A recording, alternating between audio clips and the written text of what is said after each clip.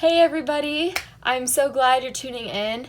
Real quick, if you haven't subscribed to my channel yet, just click the subscribe button below and you'll get notified of whenever I post a new video. And then also, if you haven't followed my Wildfire 316 accounts on social media, make sure you do that because I'm always posting uplifting, encouraging, Jesus-related, faith-based materials. So give those a follow if you are interested. But let's just jump right in to my topic today. And I'm really excited about it because I think so often we all struggle with this. Everybody. And it's just the pressure to perform, like the pressure to be at a certain point in our life and have things figured out. Can you relate? Because I know I sure can. I don't know. I feel like society in general just puts so much pressure on us to live our lives according to this cookie cutter timeline almost. Like you go to high school, you go to college, you graduate, you get a good job, you meet your spouse at this age, you get married by this age, you have kids by this age, and if for some reason you don't do all that and don't have all that figured out and it doesn't happen that way, then you're a failure in society's eyes. And I just don't buy that. I don't, because I do not believe that. But I think it's so easy to be accepting of society's standards for our lives, when in reality, the only standard we should be measuring our life up to is the standard of God's calling on our life, our purpose on life given by God. And that means that our lives are not going to look like the person next to us. Like we're running our own race that has been set before us. And God is such a unique God. He has given us each a specific plan, call, and purpose in this life. He's so unique. I mean, look at all the trees and the animals and the flowers that He created, like all of the landscaping on this whole planet. And you will see God is so creative. He is not mundane and boring. And so why would He make all of our lives look the exact same and need to follow this exact timeline, like time frame, by these ages you have to accomplish this? Like that, it just doesn't line up. God is so creative. And anyway, that's what I wanted to start with. Because I am just like you. I can relate. I feel like I've had all this pressure on my shoulders throughout my life. But I'm super lucky in the way that God revealed this really early on to me, that what good does it do to live a life that someone else is wanting me to live? You know? Like, if I am not following after my heart, my dreams that God's placed in me, and I am doing things for the sole intention of pleasing someone else in order to look successful in the world's eyes, but yet it leaves my soul so empty and I feel so unfulfilled, what good is that? Like, really, what's the point? And so I think we really just need to rise up, be bold, learn our calling on our life. Of course, spend time in the Word, spend time in prayer, spend time with God in general. He will reveal these things to you. It's promised. But I think we just need to rise up, be bold, and know that we do not need to settle in our lives. And we do not need to live our lives according to this unwritten rule of society, timelines, deadlines, you know. It's not necessary. It honestly makes us feel like we have chains on us and like we're weighted down. And we don't feel free at all. And why is that? It's because we're a prisoner. We're literally prisoners to these expectations and pressures that we willingly put on ourselves. Because guess what? We don't have to choose to accept those pressures on our lives. We don't. It's an option. It's a choice. And so just like you allowed yourself to believe those lies, believe those deadlines and timelines, you can release it, let go, and completely free yourself from those false timelines and deadlines. Because really, you are not free until you come to the place where you have absolutely nothing to prove. When you come to that place, you feel so free. You feel so free. It's amazing. It's amazing. You've got to surrender it completely to God. But I realize that it's so much harder than I'm making it sound. And trust me, I've been there. I've done that. I haven't really shared a whole lot about this, but I went through a broken engagement about 9 months ago now. And I remember, I would say it was about 2 weeks or so after we had broken it off, that I went to this meeting with my mentor and his whole group. And just, I was completely surrounded by the most uplifting, encouraging, inspiring people ever. Like, the greatest people. And I remember just being like paralyzed with fear for like the conversations that would happen after this meeting, with people asking me like what I'm up to, like how my job is going, when my wedding is, all of these daunting details, because I felt that pressure on myself to have my life all figured out, all mapped out. And in reality, we don't have it all figured out. And that's what I struggled with in that moment. I was freaking out. And honestly, I didn't last super long afterwards, because I was just panicking because I had just moved home. I didn't have a full-time job. I didn't have anything going for me according to the world. I mean, I just ended my engagement and all of those other details. So I felt completely lost. I felt directionless. And honestly, I didn't want to associate with people because I knew those questions would come up and I wouldn't have an answer for these people. And for me, having been this planner, this go-getter, this achiever my whole life with everything, for me to be in that dark, deep place of just confusion and with being honestly without a vision, I felt so in despair. And the Bible's so true. It says without vision the people perish. And that's so true, because when we feel visionless, directionless, we get so down on ourselves, don't we? We get so overwhelmed. We get so stressed. So I remember that night going back to my hotel room and just crying. And I couldn't even be around these people super long because I felt that pressure.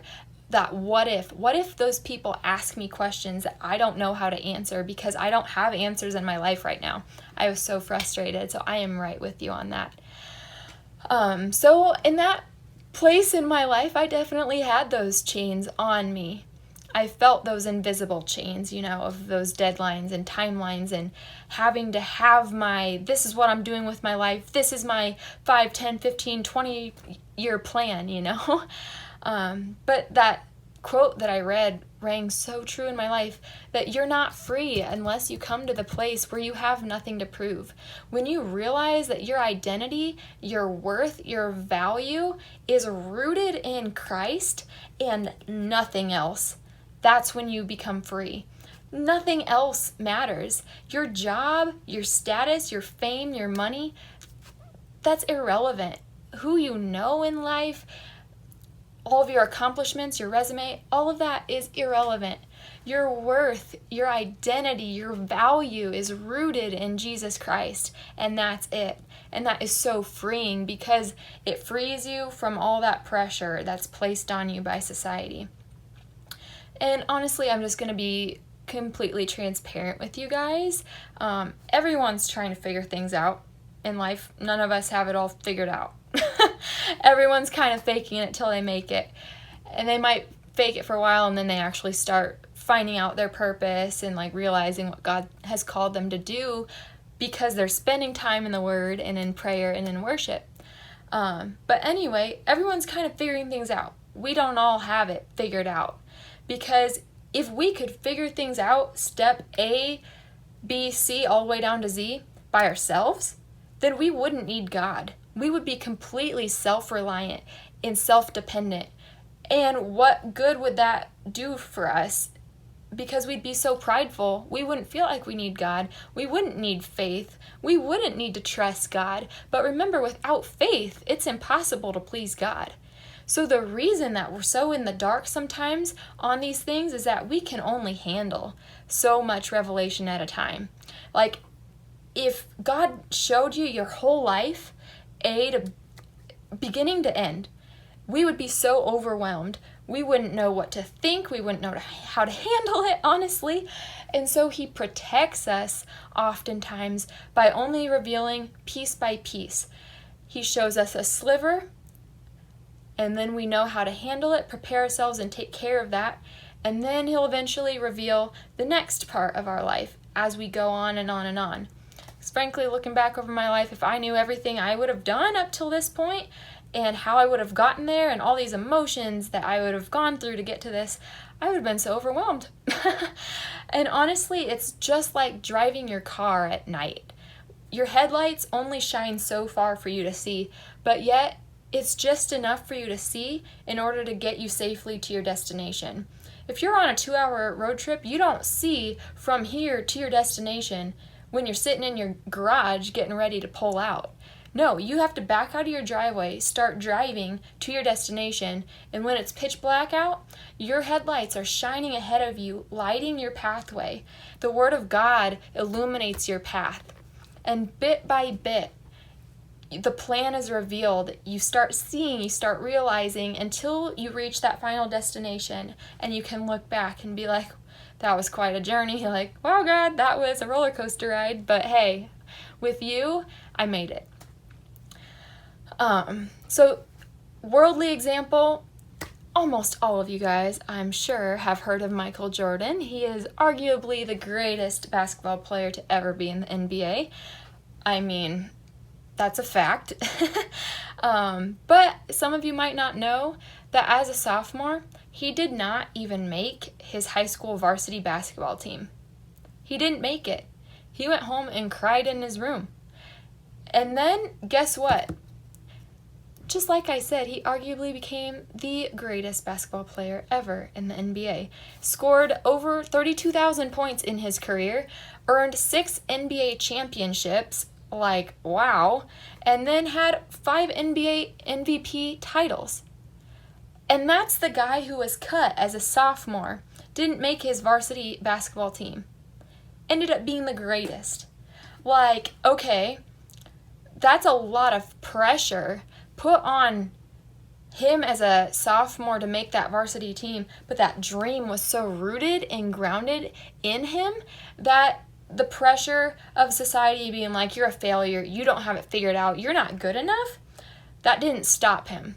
So if you're feeling that way, by saying, if society is making you feel worthless and stupid, honestly, for not being this far in your life like you're supposed to be, don't listen to it, because your life can completely turn around. God can make things happen overnight when he decides to, and your life can completely change. And you will look back on this and be like, oh my goodness, Lord, it didn't happen right away, and it didn't happen according to my timetable, but it happened according to your timetable, and it ended up working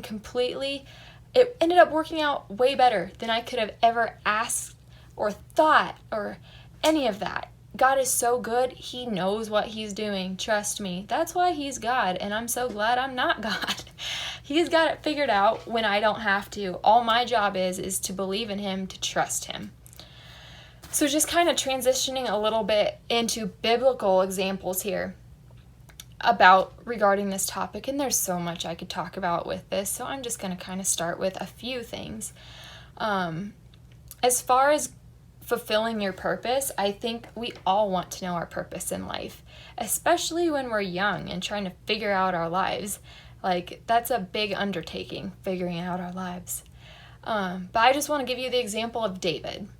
I'm sure many of you know the story of David, but I'm sure some of you don't realize the span of when he was anointed as king versus when he became king of Israel.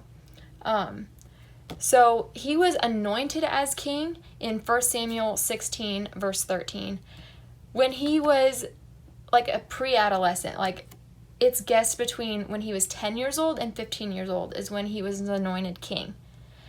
He became king in 2 Samuel 5, verse 4, when he was 30 years old. Okay, hello, that's a big time frame of waiting.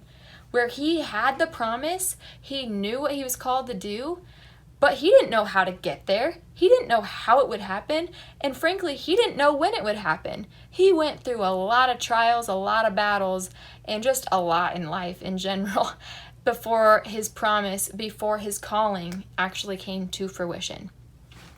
Another example was Jesus himself. Jesus, it said in Luke chapter 3, verse 23, that Jesus started his public ministry around the time he was 30 years old. Jesus was on this earth 30 years before he started his public ministry.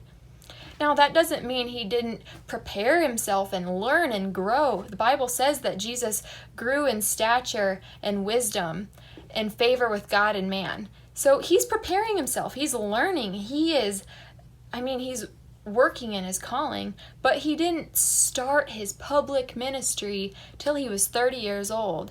And then he was crucified at 33. So Jesus did all of his miracles and all of his public works, public ministry on this earth in 3 years.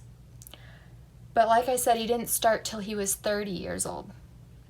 So if Jesus had to wait till he was 30 years old to even start his public ministry, then what makes you think that you have to have your life figured out right now, so young? Exactly. We don't have to have it figured out. Thank the Lord. And honestly, I want to talk about this as well, is that a lot of times all this pressure that we place on ourselves that's stemming from society and their opinions and standards for our lives, honestly, we sometimes just need to remove ourselves from people. We do. People are maybe constantly asking you, so what are you up to? What's next? Oh goodness, I remember after graduation. So what are your plans? Where are you going to live? What job are you going to have? Or when you get married, so when's the wedding? What's your colors going to be? What is your food going to be? Like, all these questions, people expect you to have answers. And it's okay to not have answers. It is okay. That is the beautiful part, when you can accept that. But anyway, back to what I was saying. You have to remove yourself from people at times, because being around people constantly is so draining. It can be so draining. People are the best thing, aside from Jesus, obviously. People are the best thing, but you need to have time to recharge. You can't be all things to all people. You're not God. You cannot be all things to all people. And so, like I said, you need to recharge, and I've got these scriptures to back this up. First place I want you to look is Mark chapter 1, verses 35 through 37. I'm going to read it out of my Bible here for you. It says, "Very early in the morning, while it was still dark, Jesus got up, left the house, and went off to a solitary place where he prayed." Because that's so true. Very early in the morning, while it was still dark. We've got to make the effort to spend that time alone with God, is what that's saying. And then verses 36 and 37. Later, Simon and the others went out to find him and told him, "Everyone is asking for you." Isn't that so true? Everyone can be asking for you, asking for your time, asking for your plan, demanding of you, but you've got to recharge yourself with God, time alone with God. Another example is Mark chapter 6, verse 31. And it says, this is right after Jesus fed 5,000 people, like huge miracle. But verse 31 says, "Then Jesus suggested, 'Let's get away from the crowds for a while and rest.' For so many people were coming and going that they scarcely had time to eat. So they left by boat for a quieter spot."